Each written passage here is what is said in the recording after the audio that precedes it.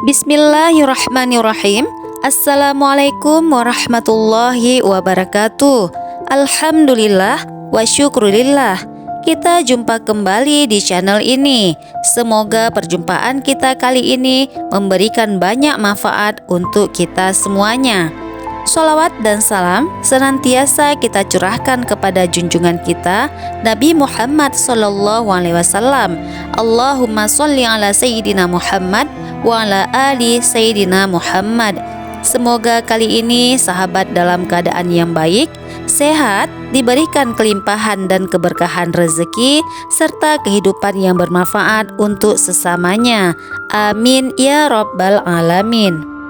Sahabat yang dirahmati Allah, wudu adalah aktivitas yang memiliki kedudukan yang sangat penting dalam ajaran agama Islam. Sebab wudu menjadi syarat bagi muslim sebelum menunaikan salat. Salat sendiri adalah ibadah yang sangat mutlak yang dilakukan oleh hamba Allah Subhanahu wa Ta'ala. Hal tersebut berarti menjelaskan bahwa wudu yang tidak sah maka secara otomatis akan membatalkan salat.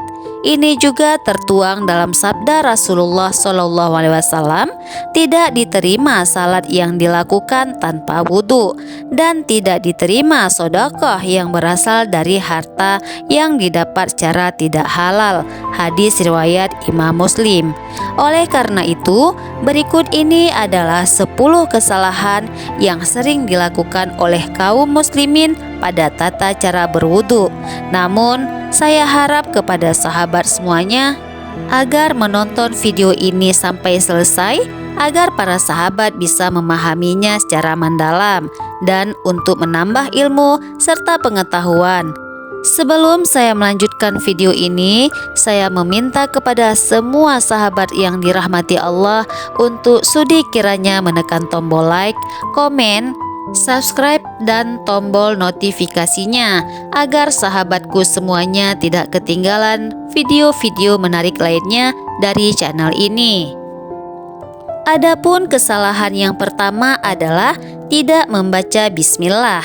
Rasulullah SAW bersabda, tidak sempurna wudhu seseorang yang tidak membaca bismillah.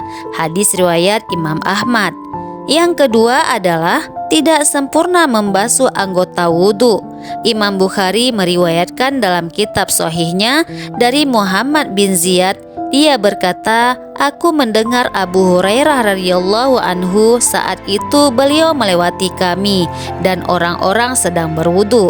Sempurnakanlah wudu kalian. Sesungguhnya Rasulullah SAW bersabda, siksa nerakalah tumit-tumit yang tidak termasuk air ketika berwudu dari api neraka. Rasulullah SAW melihat seorang laki-laki yang sholatnya sedangkan di punggung kakinya terdapat bagian mengkilap karena tidak termasuk oleh air wudhu seukuran uang dirham atau uang logam. Maka Nabi menyuruhnya untuk mengulangi wudhunya. Hadis riwayat Imam Ahmad dan Imam Abu Daud. Lalu yang ketiga adalah membasuh anggota wudhu lebih dari 3 kali. Ini adalah was-was dari setan karena Nabi SAW tidak pernah menambah cucian dalam wudhu lebih dari 3 kali. Sebagaimana sabit dalam Sahih Al-Bukhari bahwa Nabi Muhammad SAW berwudu 3 kali. Maka yang wajib atas seorang muslim adalah membuang semua was-was dan keraguan yang muncul setelah selesainya wudhu dan jangan dia menambahkan lebih dari 3 kali cucian untuk menolak was-was yang merupakan salah satu tipuan dari setan. Yang keempat yaitu boros dalam menggunakan air. Ini adalah terlarang berdasarkan firman Allah Subhanahu wa Ta'ala, dan janganlah kalian berlebih-lebihan. Sesungguhnya Allah tidak menyukai orang-orang yang berlebih-lebihan. Quran Surat Al-An'am ayat 141 dan Al-A'raf ayat 31. Rasulullah pun bersabda tentang hal ini, janganlah kalian boros dalam menggunakan air. Maka beliau saat berkata, apakah dalam masalah air ini ada pemborosan? Beliau bersabda, ya, walaupun kamu berada di sungai yang banyak airnya. Hadis riwayat Imam Ahmad. Yang kelima adalah menyebut nama Allah dalam WC atau masuk ke dalamnya dengan membawa sesuatu yang di dalamnya terdapat zikir kepada Allah. Ini adalah hal yang makruh, maka sepantasnya bagi seorang muslim untuk menjauhinya. Dan Ibnu Umar radhiyallahu anhu, ia berkata, ada seorang lelaki yang berlalu sementara Rasulullah SAW sedang membuang air kecil. Maka orang itu pun mengucapkan salam, tapi Nabi tidak membalas salamnya. Hadis riwayat Imam Muslim. Hal ini karena menjawab salam adalah termasuk zikir. Yang keenam adalah beristinja atau mencuci dubur.